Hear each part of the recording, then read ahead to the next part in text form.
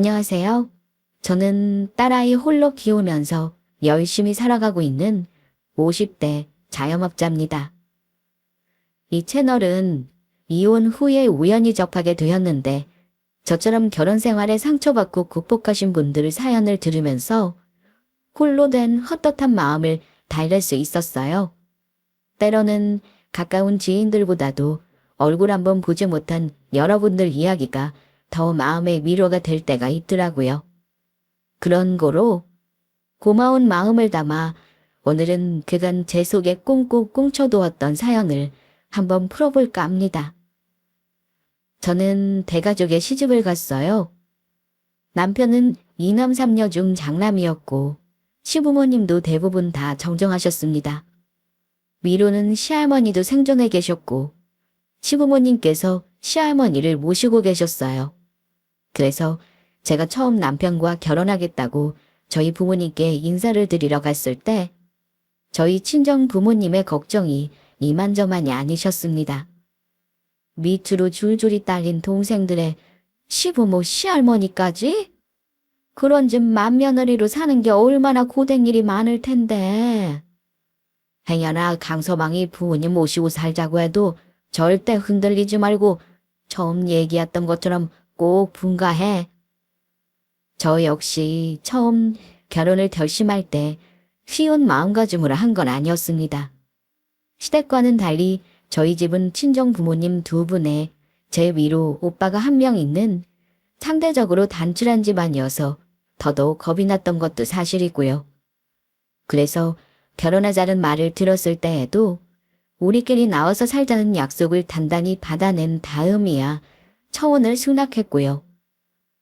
결혼하기 전까지만 해도 어떻게든 저와 결혼해 살고 싶어 안달이 나 있었던 남편이었기에 두말 없이 분가하자는 제 요구 또한 당연하게 들어주었습니다. 그래도 그런 집안에 시집을 간 이상 기본적으로 며느리로서 할 도리라는 게 있었기에 분가를 하더라도 자주 시댁을 찾아 저 또한 그제한 식구로 잘 녹아들 수 있도록 노력해야겠다고 생각했습니다. 시댁 식구들의 유대감이 아주 끈끈했거든요. 달마다 찾아오는 각종 집안 어르신들의 제사부터 시작해서 가족들 생일에도 온 가족을 다 불러 모았습니다.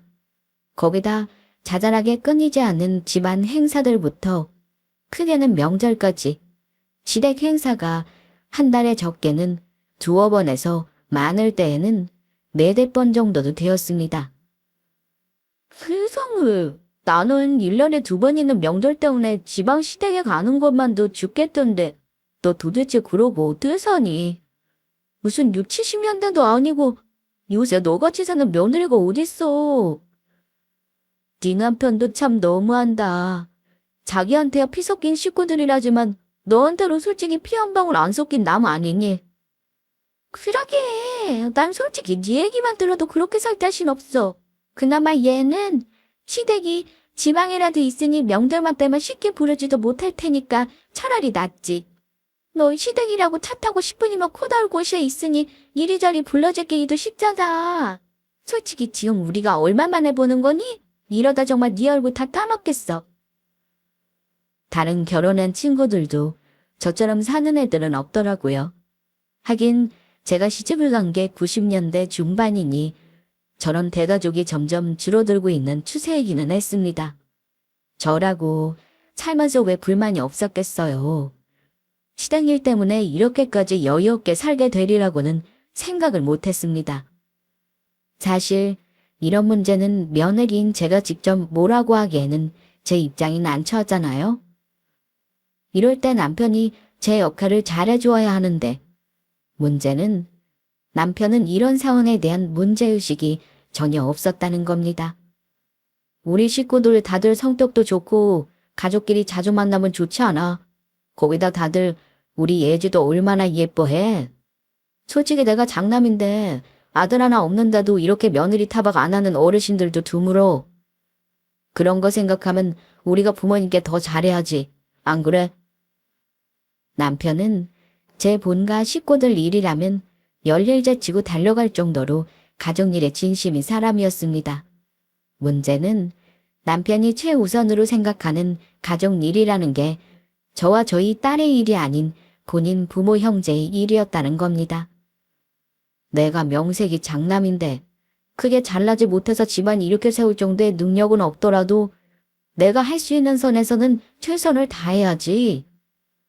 장남이라고 형제자매 중에 그나마 가장 많이 받기도 했고 당연히 부모님한테도 우리가 더 잘해야지. 아니, 장남이라고 받기는 자기 혼자 다 받았는데 왜 효도의 주체는 우리가 되는 겁니까? 물론 시부모님께 며느리로서 잘하면 좋죠. 하지만 딸아이 교육 문제나 저희 집안일은 은근히 저한테 책임을 떠밀면서 제 본가에는 간이고 쓸개고 다 빼주려고 하는 남편 꼴을 보면 도저히 마음이 곱게 먹어지지가 않았습니다. 저도 저희 친정 부모님, 친정 오빠 귀한 줄 알아요. 하지만 제가 제 스스로의 선택으로 남편을 만나 결혼해 가정을 이루었으니 당연히 저희 가정을 가장 중심으로 생각하고 충실해야 하는 거 아닙니까? 결혼하기 전에는 그렇게 손에 물 한 방울 안 묻힐 것처럼 받들어 모시더니 이제 다 잡은 물고기라고 먹이도 안 주는 꼴 아닙니까? 아이고, 우리 큰애만한 효자가 없다. 제 부모 어디 하나 상할까 일이 매일같이 들여다보는 아들이 요즘 세상에 또 어디 있겠어. 이럴 것 같았으면 처음부터 그냥 합가를 하는 게 나았을 텐데. 안 그러니 얘? 결혼 후에도 은근히 저를 압박하며 합가를 종용하는 시어머니는 제 불난 마음에 기름을 붓는 거나 다름없었습니다. 따로 살아도 이렇게 사람 숨도 못 쉬게 만드는데 합가라니요. 누구 말라 죽일 일이 있나요? 실제로 남편 또한 은근하게 합가 이야기를 꺼낸 일이 몇 번 있었지만 그것만큼은 무슨 일이 있어도 타협할 수 없었던 저는 정색을 하며 다시는 합가 이야기를 꺼내지 못하도록 단단히 주의를 주었습니다. 아니, 어머니 아버지랑 같이 살면 우리 애지 교육에도 좋을 테고 당신도 손을 좀 덜 수 있을 텐데 괜찮지 않아? 당신 진짜 내 속 뒤집으려고 작정을 했어? 당신 눈에는 그건 내가 고생하는 건 보이지도 않지. 그게 어떻게 고생을 더는 거야? 지금만 해도 요새 이렇게 시댁에 불려다니는 며느리가 세상 천지에 또 어디에 있어. 당신이야 당신 부모님이니 편하고 좋을지 몰라도 나한테는 아니야. 나 하루 골라 하루 시댁에 불려갈 때 당신 1년에 몇 번이나 우리 친정엄마 아빠 뵈러 가니. 1년에 5손가락 안에는 들어가니. 정 그렇게 합가하고 싶으면 먼저 우리 친정 부모님하고 1년 같이 살아봐. 그러면 나도 당신 부모님이랑 1년 같이 살아줄 테니까. 꾸멀꾸멀 포기 않고 합가 얘기를 꺼내던 남편이 저희 친정 부모님 1년 모셔보라는 말에 입을 꼭 다물더군요. 제 부모 얘기할 땐 속도 없는 인간처럼 굴더니 제 처부모 모시자는 말에는 지뢰밥일까 싶어 푸드덕대는 남편 꼴이 얄미워 견딜 수가 없었습니다. 결혼 전에 저런 인간이라는 걸 알았더라면 눈길 한번 주지 않았을 텐데 이제는 슬아의 딸아이까지 생겨 영락없이 콕된 신세가 되어버렸습니다. 제가 이렇게 얘기하면 어차피 닥친 일 좀 좋게 좋게 넘어가는 게 슬기로운 대처 방법이 아닌가 생각하실지도 모르겠어요. 하지만 저라고 노력을 안 해본 게 아니었어요. 시집 오고 처음에는 싫은 티 한 번 안 내고 부르실 때마다 곧장 시댁에 가서 대가족 식사 준비며 온갖 잡일을 머슴처럼 군말 없이 했더랬습니다. 지금 생각하면 미련하기 짝이 없는 행동이었습니다만 이미 자기들끼리 유대가 깊어서 꽁꽁 뭉쳐있는 대가족 틈바구니에 어울리려면 그 정도 고생은 해야 한다고 생각했어요. 하지만 그런다고 해서 시댁 식구들이 제 수고를 알아주는 건 아니더군요. 오히려 시어머니는 저를 자기 귀한 장남, 제 집에서 쏙 빼는 얄미운 젊은 여자 취급하기 일쑤였습니다. 얘가 어릴 때부터는 자기는 장가 가면은 타얀이 채색시 데려와서 우리랑 같이 살겠다고 노래를 부르네였어. 요새 아무리 젊은 애들끼리 결혼하면은 자기들끼리 나가 산다는 게 대세라고는 하지만 그래도 우리 집까지 타복한 대가족이 또 어디 있다고. 내가 새 며느리 집에 들어오면 딸같이 아껴주지. 뭐 너를 잡아먹기라도 한다니. 저같이 만만한 며느리 하나쯤은 찜쪄 드시고도 남으신 양반이 대놓고 며느리 투기까지 하시니 저로서는 어떻게든 도망가는 게 살 길 아닙니까? 거기다 시어머니 한 분만 저러시는 것도 아니었어요.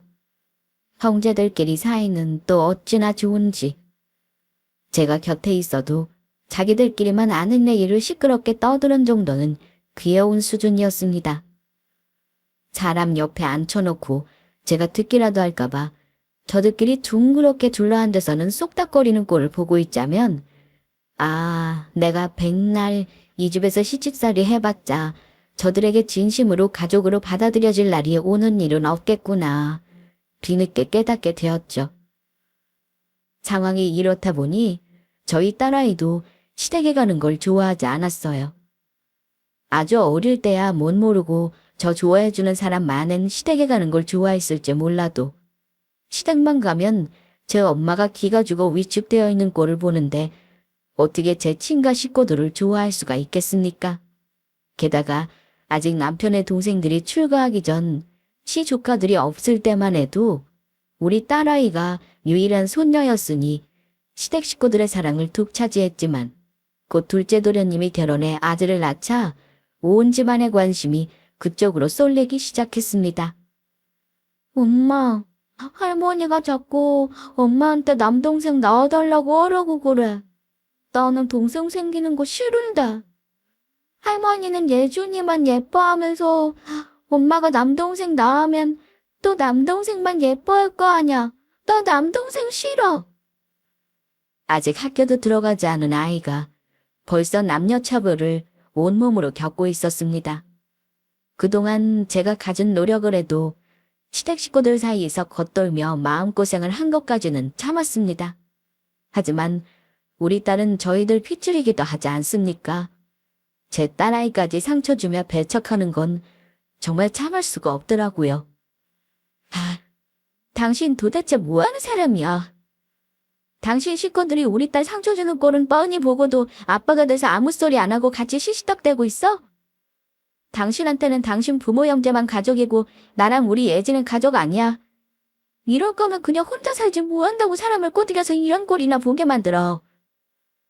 나이 많은 노인네들이 하는 소리를 가지고 또 뭘 그렇게 예민하게 받아들이고 그래. 그 정도야 밖에 나가서도 들을 수 있는 소리고 또 정도가 지나치면 내가 어련히 알아서 조심하시라고 하지 않겠어? 당신도 우리 식구들한테 그렇게 매정하게만 굴지 말고 좀 정 붙일 수 있게 좀 애교 있게 굴고 그러면 어른들이 오죽 좋아하시겠어. 아주 사람 복장 터지게 만드는 데에는 일가견이 있는 인간이었습니다. 남편으로서야 말할 것도 없고 아비로서도 빵점이었어요. 그 꼴을 보자 더는 저 인간과 저 집 식구들을 참아줘서 될 일이 아니라는 생각이 들었습니다. 그렇게 니들끼리 사는 게 좋으면 니들끼리나 어울려. 나는 내 딸이랑 둘이서 잘 살 테니까. 앞으로 나나 예진아 당신 집 데려갈 생각은 꿈도 꾸지 마. 제 마누라랑 딸자식 우습게 하는 것도 정도가 있지. 당신 이 정도면 가장으로서 직무유기야. 결혼한 이래 남편에게 그렇게 크게 소리 질러보는 건 처음이었습니다. 다른 것도 아니고 제 자식 문제잖아요. 어떻게 저렇게 남말하듯 할 수가 있나요? 저 조그만 게 속상해서 눈물 떨구는 모습을 보면 제 가슴이 찢겨야 하는 게 부모 아닌가요? 저 정도면 아예 제 집안에서 정신적으로 독립을 못했다고 봐야 했습니다. 그러고 나서는 정말로 시댁의 발걸음을 또 끊어버렸습니다. 결혼하고 나서 단 한 번도 시댁 부름에 불응한 적이 없었던 저였기에 남편도 적잖이 당황한 것 같았어요. 게다가 고조부 제사가 며칠 남지도 않은 상황에 소처럼 부려먹을 맏며느리가 시댁 갈 생각을 하지 않으니 제 딴에는 애가 타도 보통 애가 타는 게 아니었나 봅니다. 예지 엄마, 그렇다고 갑자기 그렇게 발걸음을 끊는 건 아니지. 어른들이 뭐라고 생각하시겠어? 내가 잘못했으니까 그만 마음 풀고 내일은 같이 우리 집 가자, 응? 지금 무슨 소리를 하는 거야? 난 지금도 우리 집에 있는데. 아, 당신한테는 그 집이 우리 집이지 참. 그럼 그냥 거기서 살지 뭐 한다고 여기 붙어서 그러고 있대. 그리고 솔직히 내가 당신한테 시집 와서 시댁에서 종살이한 시간으로 따지면 다른 집 며느리들 평생 시댁 갔다 올 시간에 배에는 될 텐데. 당신 부모님 어떻게 생각하실지까지 걱정해야 해. 그러는 당신은 우리 부모님 몇 번이나 인사드리러 갔니? 가서도 상전처럼 우리 엄마가 허리도 못 펴고 준비한 음식들 꾸역꾸역 입에 쑤셔 넣을 줄이나 알았지. 나처럼 부엌대기 마냥 일을 하기를 했어? 뭘 했어? 당신은 입이 10개라도 나한테 할 말이 있으면 안 돼. 당신 제사 준비해줄 부엌대기 없어서 발등에 불 떨어진 모양인데 그렇게 귀한 너희 조상님 네 손으로 좀 대접하는 건 못하겠어? 듣기 싫으니까 저리 비켜! 그리고는 정말로 시댁 제사에도 불참해 버렸습니다. 제가 빠지면 다른 며느리인 손아래 동서가 덤터기를 쓸 것이 분명했지만 솔직히 제 코가 석자였습니다. 그러고도 그동안 그 집 안에서 머슴살이한 버릇이 남아있던 건지 걱정은 좀 되더라고요. 특히 동서한테 미안했어요. 동서는 시집 오고 바로 아들을 낳아 상황이 저보다는 좀 나았다고는 해도 며느리 가족 취급 안 해주는 그 집구석에서 동서라고 편할 리 없었을 테니까요. 동서, 내가 미안해. 우리 집 분란 때문에 동서한테까지 피해를 주네. 혼자 제사 음식한다고 고생 많았지? 형님, 저 진짜 죽는 줄 알았어요. 형님은 저 시집 오기 전에 도대체 어떻게 혼자 이걸 다 준비하셨대요? 그리고 진짜 그 집 인간들도 징글징글하더라고요. 저 혼자 부엌에서 땀 삐질삐질 흘리는 거 뻔히 보면서도 어느 인간 하나 거들겠다는 인간이 없더라고요. 형님이나 저나 진짜 이게 무슨 팔자래요? 그 집에서 서로 신세를 이해하는 건 저희 둘뿐이었습니다. 제 마음이 곧 동서 마음이고 동서 마음이 곧 제 마음이었죠. 항상 저들끼리 똘똘 뭉치는 시댁 식구들이었다 보니 동떨어지는 저희도 저희들끼리 뭉칠 수밖에 없게 되더라고요. 그렇게 시댁 출입을 끊은 지 한 달쯤 지났을까.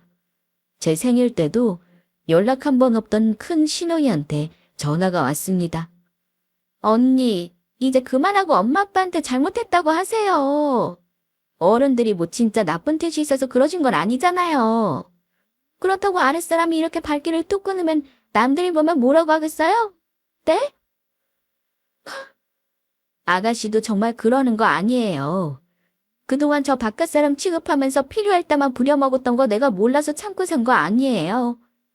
그건 나도 할 말이 많았지만 아가씨 말 맞다나 남들 보기 무서워서라도 부당한 거 알면서도 꼭 참고 살았다고요. 그렇다고 내가 내 딸한테까지 그러는 거 참아줘야 해요. 솔직히 아가씨 양심 있으면 한번 말해봐요. 아가씨 같으면 아가씨 집 같은데 시집 가겠어요? 그 말에는 저도 할 말이 없었나 봅니다. 제 19일 때나 저 고생할 일 없으니 속 편하고 좋았지. 저도 제 꼴 나고 싶진 않았겠죠. 그리고 큰 시누이가 평소에 신경도 안 쓰던 저한테 연락한 게 정말 큰 시누이 뜻이었겠어요? 다 제 어미 사주를 받고 한 일이겠죠.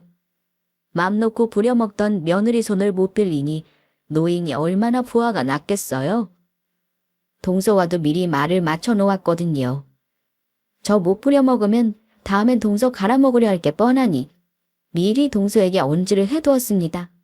이 핑계 저 핑계 대며 시댁 방문을 차일피일 미루는 동서까지 없으니 그 대가족 제사며 집안 행사며 다 제 손으로 준비하느라 아마 죽을 맛이었을 겁니다. 사과를 받아도 모자랄 제가 미쳤다고 사과까지 해가며 그 집구석으로 들어가겠어요. 결국 시어머니 쪽에서 먼저 뵙기를 들었습니다. 웬일로 제가 좋아하는 반찬까지 해다 저희 집으로 찾아온 시어머니가 그간 자기가 심했다며 사과를 다 하더라고요. 물론 사과하는 얼굴이 불퉁한 걸 보니 절대 진심이 아니라는 거야 알았으나 그러든지 말든지 저 고약한 노인네가 제게 잘못했다고 숙이고 들어오는 게 조금 고소하긴 했습니다. 꼭 예지 문제뿐만이 아니라 저도 제 생활이 있고 예지도 곧 학교 들어가는데 예전처럼 그렇게 자주 가긴 어려울 거예요. 그 사람 어머님 아버님 일이라면 껌뻑 죽을지 몰라도 제 자식 일은 죄다 저한텐 떠맡기거든요. 그러니 어쩌겠어요. 우리 애 잘 키워보겠다고 저 혼자 아등바등 하는데 귀한 어머니 손녀 키우느라 고생하는 사람 불러내시기야 하겠어요? 사실상 당신이 부를 때마다 쪼르르 달려가는 일은 이제 때려치우겠다는 선언이야 마찬가지였습니다. 시어머니 얼굴이 못마땅한 기분을 숨기지 못하고 일그러졌으나 제가 지은 죄가 있어 사과하는 마당에 성질대로 했다간 정말로 며느리와 손녀딸과 연을 끊게 생긴 판이니 어거지로 참는 게 눈에 보였습니다. 그렇게 일단은 제 첫 번째 반항은 휴전 상태를 맞이하게 되었어요. 아, 형님 진짜 대단하세요. 저는 아무리 그래도 저 양반 성품을 절대 먼저 숙이고 들어올 줄은 몰랐는데 역시 형님이 강단이 있으세요. 제 덕에 기대치 않던 반사이익을 보게 된 동서가 신이 나서 말했습니다. 역시 시댁 문제에 있어서는 아군인 동서가 확실히 제 편이 되어주더라고요. 이건 솔직히 동서 지분도 커.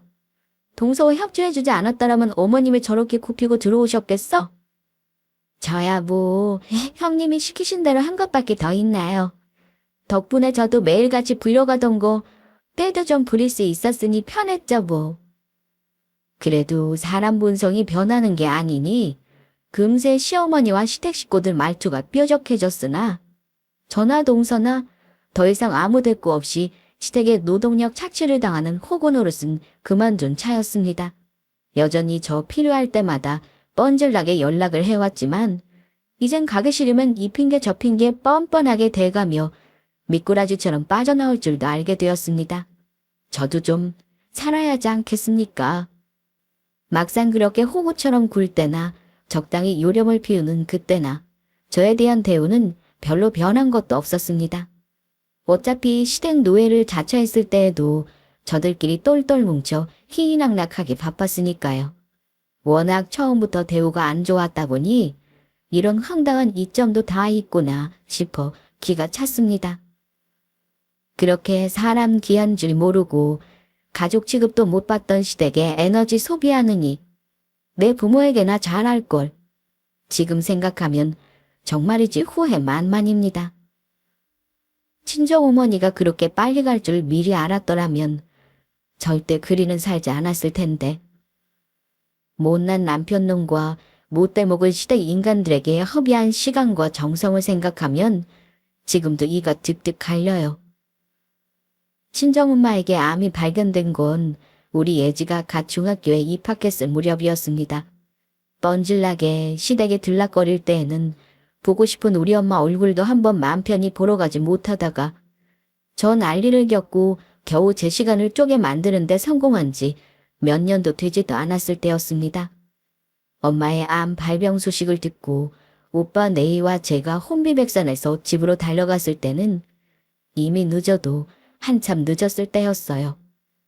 엄마, 이게 무슨 일이야? 암이라니? 우리 딸 많이 놀랐지? 엄마가 미안해. 지금 미안해해야 할 사람이 누군데? 겨우 저 놀랄까봐 미안하다는 엄마 말에 그만 눈물이 펑펑 쏟아졌어요. 그동안 엉뚱한 인간들한테 낭비하느라 진짜 내 가족인 엄마한테 소홀했다는 생각에 제 가슴을 쥐어뜯고 싶어졌습니다. 분명 꼬박꼬박 암검진을 받아오시던 엄마였는데 위암이 발견되었을 때는 이미 손을 쓰기 어려운 지경이었습니다. 젊은 나이에 발병한 것도 아닌데 엄마의 암 진단 소식에 너무 빠른 병 진행 상태까지 친정 식구들 모두 당황해서 어쩔 줄을 몰랐어요. 그렇게 온 가족이 얼싸안고 한참을 울다가 집으로 돌아왔습니다. 먼저 퇴근해 돌아온 남편이 문 열리는 소리가 들리자마자 밥 타령을 하다 울어서 퉁퉁 부은 제 얼굴을 보고는 흠칫 놀랐습니다. 왜 그래? 무슨 일 있어 당신? 우리 엄마 암이래. 그러고는 다시 주저앉아 엉엉 우는 제 울음소리에 딸아이가 깜짝 놀라 방에서 튀어나왔습니다. 남편도 뜻밖의 소식에 당황한 것 같았어요. 딸아이는 영문도 모르고 제 엄마가 우니까 품에 저를 꼭 안고는 저도 따라 울더군요. 그 조그만 아이 품이 와르르 무너진 제 가슴에 위안이 되었습니다. 장모님 많이 안 좋으시대? 벌써 말기래. 수술도 안 된대. 우리 엄마 불쌍해서 어떡해. 엄마, 외할머니 많이 아프셔? 돌아가신대? 어떡해. 다시 얼싸안고 오는 우리 모녀를 보며 남편이 쭈뼛대며 멀뚱히 서 있더라고요. 제 가족 일이었으면 난리를 치면서 당장 튀어갔을 인간이 제처 어머니 아프시다는 소식에는 저리 멍청이 구는 걸 보니 정말 오만정이 다 떨어졌습니다. 이윽고 딸아이를 안고 한참을 시원하게 울어 제꼈더니 기운이 딸려서 울음이 잦아들었습니다. 제가 조금 진정된 걸로 보였는지 남편이 묻더군요. 근데 있잖아. 주연이 이제 곧 결혼하잖아. 오빠가 돼서 마냥 손 놓고 있을 수는 없고 뭐라도 좀 해줘야겠는데 우리 여윳돈 좀 있어? 지금 저 인간이 뭐라고 짓거리는 겁니까? 제 마누라랑 딸 눈이 불어터지도록 우는 꼴을 방금까지 봐놓고 저건 못된 건지 멍청한 건지 아마 둘 다겠죠? 놈 말에 그만 화가 폭발한 제가 있는 대로 소리를 질렀어요. 네가 인간이냐? 네 마누라 엄마 잘못될까봐 세상 떠나가게 우는 꼴을 봐놓고 지금 내 앞에서 네 동생녀 시집간다고 돈 내놓으라는 소리가 나와. 네 가족만 가족이고 우리 엄마는 죽든 말든 신경도 안 쓰인다 이거야? 이 망할 인간아! 아니, 난 그런 말이 아니라. 아빠! 제발 그만해. 엄마한테 진짜 미안하지도 않아? 그럴 것 같으면 그냥 그 집에서 살지 난 왜 나왔어? 아빠 일하는 것도 이제 찌긋찌긋해. 그동안 제 엄마가 친가에 당하며 살아온 걸 평생 지켜봐온 데다 제 아빠 하는 꼴이 마음에 들지 않았던 딸아이도 제 역성을 들며 제 아빠에게 대들었습니다. 갓 사춘기에 들어선 딸의 아빠에 대한 반감이 최고조에 달했다는 건 진작 눈치채고 있었으나 그날의 일로 제 아빠에 대한 태도가 완전히 돌아선 게 아니었나 싶어요. 모녀가 둘 다 눈을 까디집고 대거리를 하자 남편은 본전도 못 찾고 안방으로 피신해버렸습니다. 마음 같아선 그냥 시댁으로 쫓아내고 싶은 마음이 굴뚝 같았어요. 그냥 그때 그 인간 쫓아내버리고 맘 편히 딸이랑 둘이서 살 걸 그랬습니다. 그날부터 딸아이와 함께 저희 친정집에 매일 출근을 하다시피 했어요. 저희 부모님은 자식들 결혼시키며 자기 가정을 꾸리면 당연히 가정에 충실해야 한다며 모두 분가를 시키신 탓에 노인 두 분만 살고 계셨습니다. 아버지가 최선을 다해 어머니 간경을 하실 거라는 건 알았지만 젊은 사람에게도 쉽지 않은 암 환자 간병이 어디 아버지 혼자 힘으로 감당이 될 일이겠습니까? 오빠 내외와 저희 모녀까지 부지런히 친정을 들락거렸어요. 그렇게 온 친정 식구들이 어머니 병고 안에 애쓰는 동안에도 남편이라는 작자는 잠깐 들러 인사를 드린 것 외에는 코빼기도 보이질 않더군요. 제가 그동안 제 집구석에 한 게 얼마인데 그 심한 마음에 남편을 두들겨 패버리고 싶은 심정이었습니다. 그렇게 온 가족이 매달려 애를 썼음에도 불구하고 이미 나빠진 건강을 되돌리기에는 역부족이었습니다. 결국 암 진단을 받은 지 꼬박 3개월 만에 엄마는 저희 곁을 영원히 떠나시고 말았어요. 다행히 가시는 순간만큼은 고통스럽지 않게 편안한 얼굴을 나신 엄마를 보며 이제 더는 아픈 일이 없을 거라며 눈물로 엄마를 보내드렸습니다. 우리 나이 때는 갈 때 많이 고생하지 않고 가족들하고 인사 다 나누고 임종 지킬 수 있는 것만으로도 호상인 게다. 너희 엄마도 너희들한테 고마워할 게야. 그러니 너무 슬퍼들 말고 끝까지 이 사람 잘 보내주자. 본인 마음이 가장 아프실 텐데도 자식들부터 위로해 주시는 아버지를 보며 정신을 차리지 않을 수가 없었어요. 오빠 내외와 가족들, 저와 저희 딸아이까지 엄마 가시는 길을 끝까지 지켜보았으니 그게 부디 엄마께 마지막 위로가 되었기를 바랐습니다.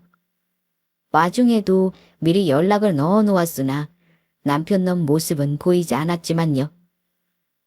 그렇게 슬픔 속에서 어머니의 장례를 준비하기 시작했어요. 그런데 장례 준비를 다 마치고 상복까지 갈아입고 조문객을 맞이하기 시작했는데도 남편이 나타나질 않았습니다. 통화가 되지 않아 문자를 수십 개는 넣어놓은 지도 벌써 반나절이 다 되어가고 있었어요.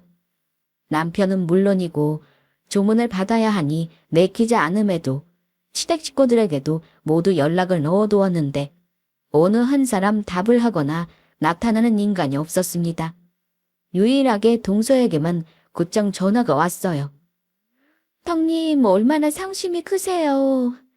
제가 지금 당장 달려가고 싶은데 출장 때문에 지방에 내려와서 빨라도 저녁 늦게 올 수 있을 것 같아요. 죄송해서 어떡해요? 동서 일하느라 고생하는 거 뻔히 아는데 그게 무슨 소리야. 와주는 것만도 감사한 일이지. 그런데 도련님이나 어머님 아버님하고 혹시 연락돼 동서? 장례식장 위치까지 보내놨는데 아무도 나타나질 않네. 우리 그이 거기 없어요? 아까 저랑 통화했는데 무슨 일이지? 남편 혼자만 연락이 안 되는 것 같으면 모르겠는데 온 식구 마치 짠 듯이 연락이 안 되는 상황에 불길한 생각이 제 머릿속을 스치고 지나갔습니다.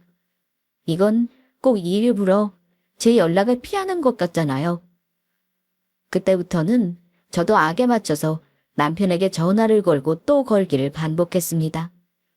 제 엄마가 걱정되어 슬그머니 낳아본 딸이 아직도 제 연락을 받지 않는 제 아빠의 얼굴이 굳어졌습니다. 그렇게 수십 번 통화 버튼을 누르고 또 누른 결과 드디어 남편의 목소리를 들을 수 있었어요. 적반하장도 유분수지. 남편 목소리엔 짜증의 기색이 역력했습니다. 도대체 전화를 몇 통이나 거는 거야? 안 받으면 그런가 보다 할 일이지. 이게 지금 무슨 정신 나간 소리야. 넌 이제 사위 아니야. 장모님이 돌아가셨다는 연락을 수백 통을 했는데 너 도대체 어디야? 나 거기 안 가. 그러니까 전화 그만해. 하도 어처구니가 없어서 말이 안 나오더라고요. 옆에 있던 딸아이가 경악해서 소리를 질렀습니다. 아빠, 미쳤어. 할머니 돌아가셨다고. 딸이 옆에서 듣고 있을 거라는 생각을 못했는지 남편이 잠시 주춤했으나 이내 개소리를 주절대기 시작했습니다. 우리 주연이 결혼식이 일주일밖에 안 남았는데 장례식이 웬 말이야. 오빠가 돼서 새 시작하는 동생한테 힘이 되어주지는 못할 망정 시작부터 부정타게 할 일 있어? 놈 말을 들을수록 기가 차서 머리가 어질어질했습니다. 도대체 이 인간은 뭐가 잘못된 걸까요? 저는 또 저런 놈의 무엇을 믿고 제 아까운 인생을 갈아 넣은 걸까요? 제 인생 전체에 대한 회의감이 들었습니다. 그러니까 지금 내 놈 동생 결혼한다고 내 엄마 장례식에도 안 오겠다. 그 소리인 거냐? 이 정신 나간 인간아. 네 잘난 식구들도 그래서 며느리 연락 한 통 안 받고 짐승만도 못한 짓거리를 하고 있는 거고. 내가 너 같은 인간을 남편이라고 데리고 살았다. 너 오늘부터 내 집에 들어오면 죽여버릴 테니까 내 앞에 콧배기도 보일 생각하지 마. 네 그 귀한 식구들이랑 전부 나가서 죽어버려. 악을 쓰며 전화를 끊자 제 친가와 아비에 대한 분노와 저에 대한 걱정으로 어쩔 줄 모르는 딸아이가 보였습니다. 저희는 또 세상에 저희 둘만 남겨진 기분으로 서로를 부여잡고 오열했습니다. 어떻게 인간이 저럴 수가 있습니까? 저를 같은 사람으로 생각한다면 천지의 원수가 아니라도 저렇게는 못했을 겁니다. 끝끝내 장례식에 나타나지 않은 남편놈 때문에 아버지와 오빠 내외에게서 낯을 둘 수가 없었어요. 상황에 오지가 내야 욕이라도 하지. 이 참담한 상황에 쉽게 말 한마디 못하는 친정 식구들에게 너무나 미안했습니다. 형님, 뭐 어떻게 이런 일이 다 있어요? 제가 그 인간이라도 끌고 오려고 했는데 제 어미 아비한테 아주 반협박을 당했다며 꿈을 대는 그 인간 꼴을 보니까 괜히 형님 속만 더 뒤집힐 것 같아 저 혼자 왔어요. 정말 죄송해요, 형님. 보통 인간들이 아니라는 거야 저도 당한 게 있으니 알고 있었지만 정말 이렇게나 상종 못할 인간들일 줄은 저도 몰랐네요. 이게 꼭 형님한테만 이런 거겠어요? 똑같은 일 있으면 저한테도 마찬가지였겠죠. 이제는 더 떨어질 정도 없네요. 저에 대한 미안함과 제 신세에 대한 허무함에 눈물을 흘리는 동서를 보며 정말 저 인간과는 끝이다 싶었습니다. 본인 일정이 있었음에도 지방에서 불이 났게 달려와 자정이 다 된 시간에 빈소를 지켜준 동서가 시댁 식구 중 유일하게 저희 엄마 장례식에 와준 사람이었습니다. 저도 저지만 옆에서 눈이 빠개진 채로 제 앞에서 떨어지려 하지 않는 제 딸아이를 보자 더더욱 저런 인간들 옆에 제 귀한 딸을 둘 수 없다는 결심이 섰습니다. 장례를 마치고 집으로 돌아와 보니 남편은 집에 없더군요. 눈에 보이면 찢어 죽일 작정이었기에 차라리 다행이다 싶었습니다. 그렇게 지친 몸을 누이고 겨우 휴식을 취한 지 2시간이나 지났을까. 초인종이 시끄럽게 울렸습니다. 아무것도 하고 싶지 않았으나 5분이 넘도록 초인종 소리가 멈추지 않자 일어나지 않을 수가 없었죠. 인터폰을 들여다보니 웬 처음 보는 여자가 짜증 가득한 얼굴로 서 있었습니다. 누군데 남의 집 초인종을 이렇게 눌러요? 얼굴 한번 보기 정말 힘드네요. 저 댁 남편이랑 만나는 사람이에요? 제가 잘못 들었나 싶었습니다. 그 쓰레기 같은 인간 인성에 결혼 생활 내내 저를 업신여겨왔는데 바람 피웠다는 사실 자체가 믿기지 않는 건 아니었습니다. 하지만 제가 이제 막 저희 엄마 장례식을 마치고 돌아왔잖아요. 저들도 사람 새끼면 제게 최소한의 마음 추스를 시간은 줘야 하는 게 인간으로서의 도리 아닙니까? 그럼 가서 그놈이나 만나지 뭔 낯짝 두껍게 내 집으로 쳐들어와. 남편 상간녀라는 말에 당황하기는커녕 당장이라도 저를 찢어 죽일 기세에 상간녀가 당황한 것 같았습니다. 하지만 저도 단단히 마음을 먹고 온 모양인지 부끄러운 줄도 모르고 나불댔습니다. 그간 나도 오래 참았어요. 이혼해준다고 한 지가 언젠데 그 사람이 모질지가 못해서 아픈 장모 때문에 지금까지 참아준 거예요. 이혼해준다고 했다면서요. 나 더는 못 기다리니까 약속 지켜요. 그 말에 안에서 자는 줄 알았던 딸아이가 뛰쳐나와서는 상간녀 머리통을 후려쳤습니다. 이 미친 여자가 감히 어디다 대고 소리를 질러. 이 더러운 여자가. 그 개자식 줘도 앙전이니까 갖고 꺼져. 그러고는 상간녀 옷을 질질 끌고는 문 밖에 집어던져버렸습니다. 아이한테 도대체 어디서 그런 힘이 나온 건지 모를 지경이었습니다. 저는 놀라서 딸아이를 와라 끌어안았어요. 예지야, 너 괜찮아? 어쩌면 좋아. 우리 딸 어쩌면 좋아. 엄마, 그 더러운 자식 우리가 버리자. 그냥 우리가 먼저 버려버리자. 그런 놈 없어도 엄마랑 나랑 둘이서 잘 살 수 있잖아. 주저앉아 엉엉 우는 딸아이를 보며 이혼 결심을 굳혔습니다. 저야 그렇다 쳐도 이러다 아이 심신이 남아나진 않을 것 같았어요. 어떻게 알았는지는 몰라도 아이는 저보다 먼저 최근에 남편의 외도 사실까지 눈치챈 모양이었습니다. 자세한 얘기에는 끝까지 함구하면서도 제게 스마트폰 화면을 내밀더군요.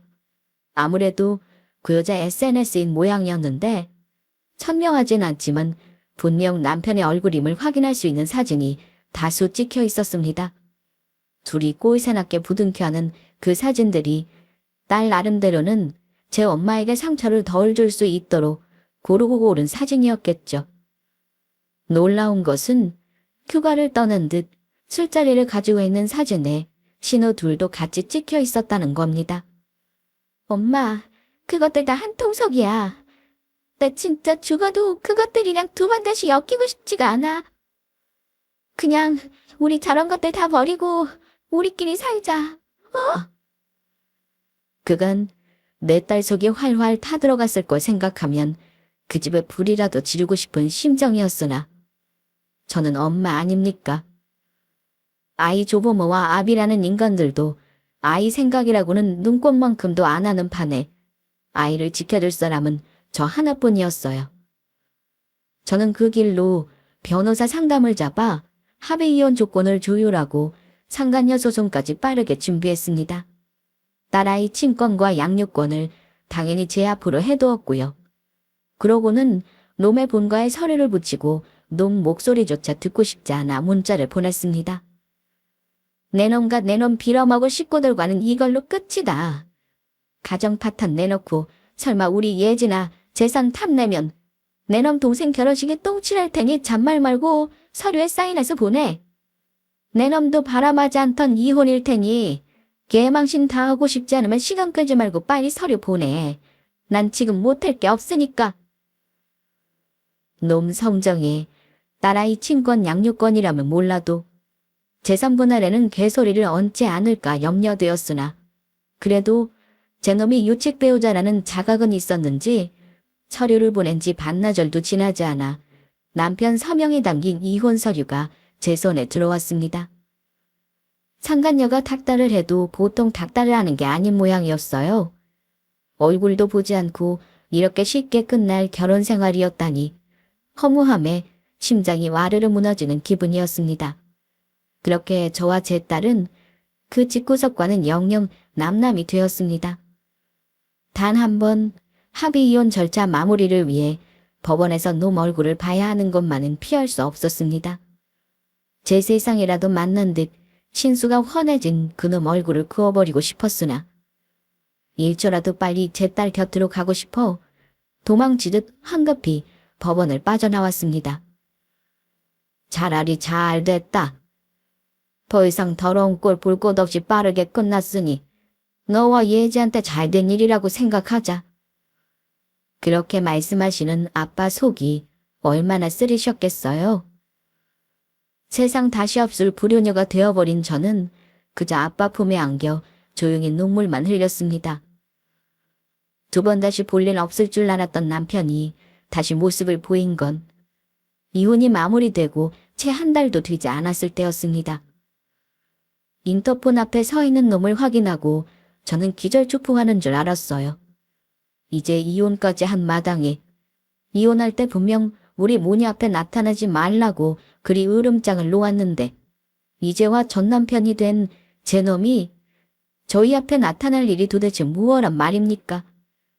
내 놈 연상 보고 할 말 없으니 그 앞에서 짧게 하고 끝내. 누가 반긴다고 여기까지 기어와. 여보, 그러지 말고 우리 예지까지 있는데 어떻게 우리가 영영 남남이 되겠어. 그 딸 자식 친권 양육권 포기할 때는 세상 신나서 설치던 놈이 어디 더러운 입으로 내 딸 이름을 입에 올려. 너 대체 무슨 꽁꽁이야? 놈이 인터폰 앞에서 징그럽게 몸을 베베 꼬더니 웅얼웅얼 이 쇼를 벌인 이유를 실토하기 시작했습니다. 장모님 떠나시면서 우리한테 이것저것 많이 남겨주셨다면서. 서위도 자식인데 내가 내 동생 귀하다고 당신한테 너무 못할 짓을 했어. 장모님이 우리 생각을 그렇게는 해주셨는데 내가 얼마나 죄송했는지 몰라. 여보, 우리 그동안 많은 일이 있었지만 자식 낳고 살면서 온갖 힘든 일을 함께 했지만 살아왔잖아. 나도 그동안 정말 반성 많이 했어. 이런 일로 당신 마음이 풀릴 리가 없다는 거 알지만 내가 살면서 정말 잘할게. 우리 예지한테도 아무렴 아빠가 없는 것보다 있는 편이 100배 낫지 않겠어?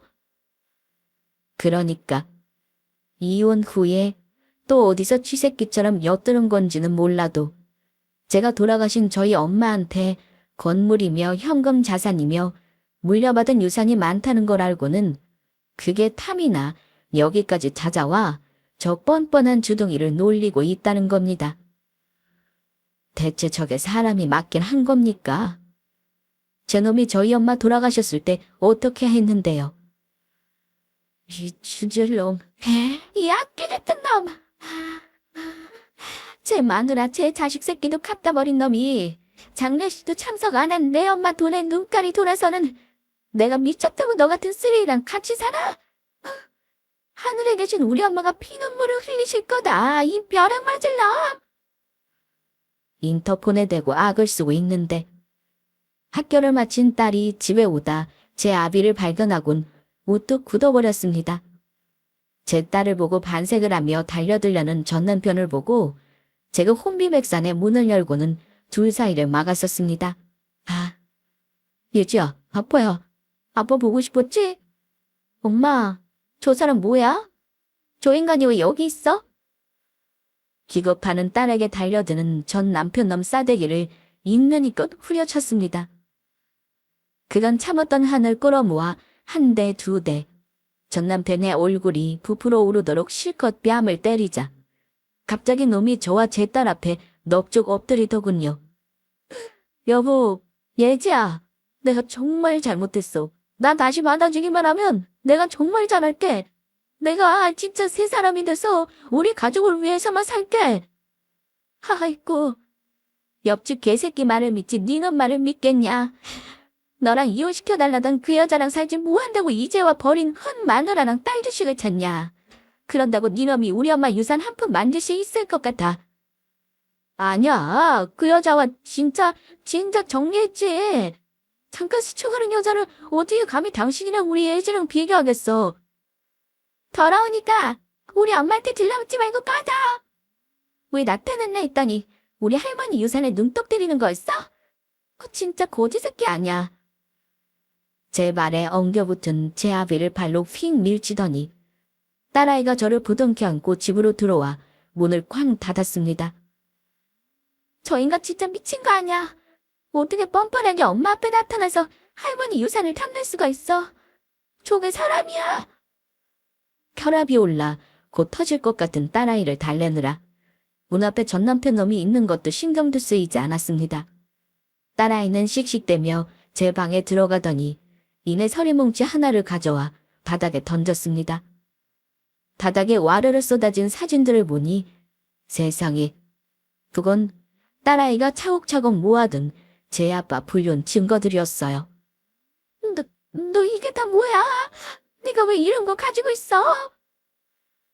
내가 엄마 속상할까봐 내 손으로 넘기기로 더러워서 가지고 있던 건데 저 인간 꼬라지를 보니 가만히 멀쩡히 인간 행세하고 다니는 거 도저히 못하겠어. 엄마, 이거로 저 인간이랑 저 인간 가족들 고기도 못 들고 다니게 개망신 주자. 어? 제가 뭐 때문에 열불이 터지는 것도 참고 조용히 이혼했겠습니까? 다 딸아이 때문 아니겠습니까? 그런데 이제 와 보니 제가 처절하게 응징하지 않으면 오히려 제 딸 속이 터져 죽을 판이었어요. 저 또한 딸이 이렇게까지 말하는데 더는 참을 이유가 없었죠. 엄마께 받은 재산도 많겠다. 분명 엄마도 제가 이렇게 돈을 쓰는 걸 기뻐해 주시리라 믿어 의심치 않았습니다. 그렇게 다음날 전 남편 직장과 시댁 근처에 2대의 출장 트럭이 보내지게 되었습니다. 트럭 확성기에서 전 남편과 빌어먹을 전 시모 시부의 실명과 함께 제 동생 결혼식에 가겠다며 장모 장례식에도 나타나지 않은 짐승만도 못한 그 집구석 이야기가 쩌렁쩌렁 울려 퍼졌습니다. 간간히 농 불륜 정황이 찍힌 사진도 한 번씩 뿌려주는 것도 있지 않았죠. 비록 주민신고도 들어오고 명예훼손 운운하며 그 집구석에서 기일길이 날뛰었으나 이보다 더 확실하게 놈들 패가망신시킬 방법이 또 없는데 소송 비용 조금 나가는 것쯤이야 조금도 아깝게 느껴지지 않았습니다. 그렇게 온 동네방네 모르는 사람이 없을 정도로 떠들어대고도 경찰이 출동하면 잠시 숨었다 다시 방송했다를 반복하니 결국 농 가족들이 죄다 저희 집 앞으로 찾아와 무릎을 꿇고 석고대죄를 하더군요. 아이고 애미야. 제발 살려다오. 너희야 이렇게 끝났다고 해도 다른 자식들까지 어떻게 고개를 들고 다니라고. 언니 이러다 전 진짜 집에서 쫓겨나요. 동네 창피해서 저랑 살 수가 없다고 그 일이 얼마나 난리인지. 저 이러다 결혼한 지 1년도 안 돼서 이혼당하게 생겼어요. 여보 내가 잘못했어. 나 이러다 진짜 쩔려. 재결합 안 해줄 거면 나 먹고 살 길은 끊기면 안 되잖아. 길바닥에 엎드려 거지처럼 비는 꼴을 보는 딸아이 표정이 시원해 보였습니다. 저와 제 엄마를 그리 업신여기던 뭐 하나 잘난 것 없는 인간들이 제게 좋아하리는 꼴을 보자 그간 받은 상처가 조금은 달래지는 모양이었습니다. 저도 워낙 급하게 한 이혼이다 보니 그동안의 응어리를 풀지 못하던 차에 이렇게라도 복수를 하니 좀 시원하더군요. 이렇게 다소 요란하긴 했으나 시원하게 복수를 마치고 나니 비로소 저희 모녀에게 새 인생이 시작된 것 같았습니다. 전 남편과 그 가족이야 온 동네에 상종 못할 인간들로 낙인이 단단히 찍혔죠. 무엇보다 단둘이 살기 시작한 이래 전에 없이 밝아진 딸아이 모습에 기쁠 따름이에요. 제 이혼 이야기는 여기까지입니다. 들어주셔서 감사드려요.